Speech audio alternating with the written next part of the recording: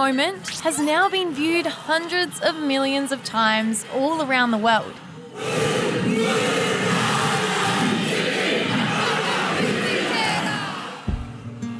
Hana-Rāwhiti Maipi-Clarke ripped up a bill and started a haka, which is a traditional Maori war cry.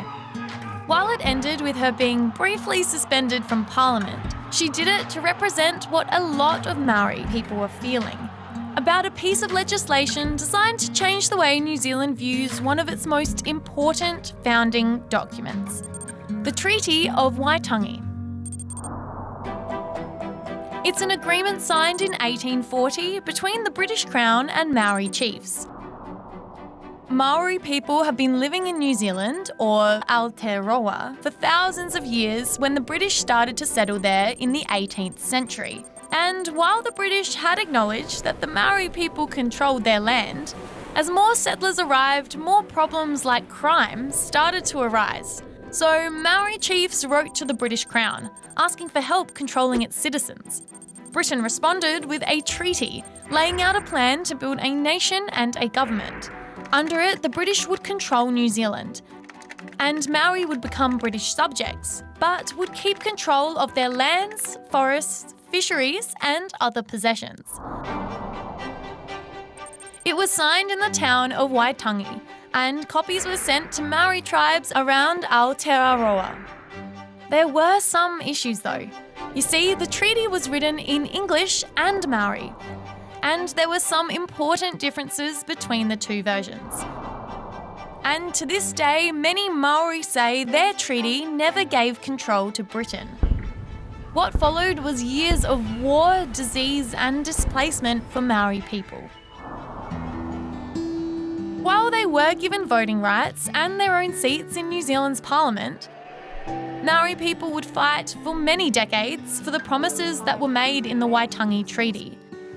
Today, you can see its influence everywhere. Since 1987, Maori has been an official language of New Zealand.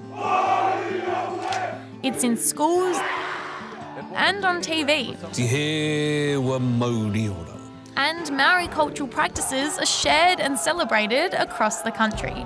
Te Pāti Māori. There are 7 Maori seats in Parliament, a Maori political party, and Maori people own around 5.6% of land in New Zealand.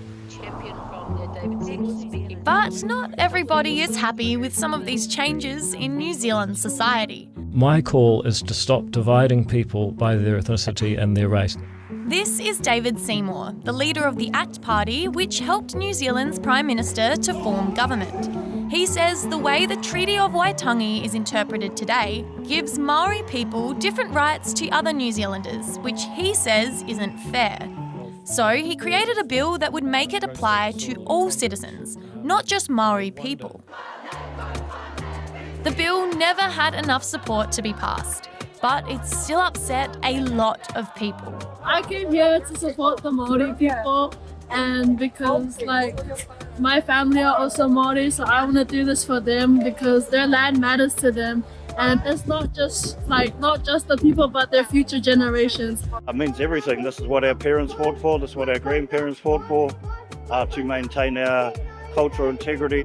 New Zealand's Prime Minister didn't support the bill and says the treaty's place in New Zealand is complicated and shouldn't be changed with a single law, while Maori people say they'll keep fighting to uphold the rights they were promised. We are the sovereign people of this land and the world is watching us here.